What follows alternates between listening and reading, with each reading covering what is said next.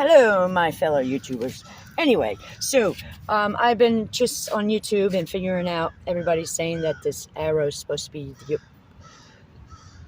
up, down. But anyway, I'm doing my cabin air filter, and I have a 2005 Nissan Altima.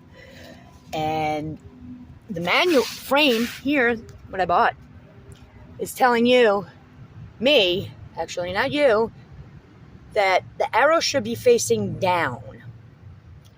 Okay, that's wrong. Bye-bye, frame.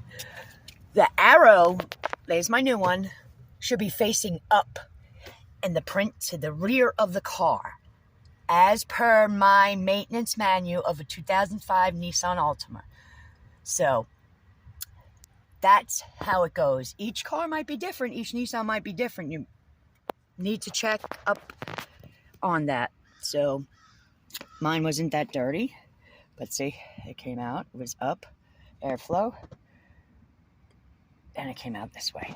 Not that bad, not that bad at all. But, yeah, so, absolutely. The frame has it wrong. I would show you my maintenance manual, but it's on my phone, so that's it. Good luck. Remember, double check the year of your car, the make, model, and it should tell you which way the arrow goes.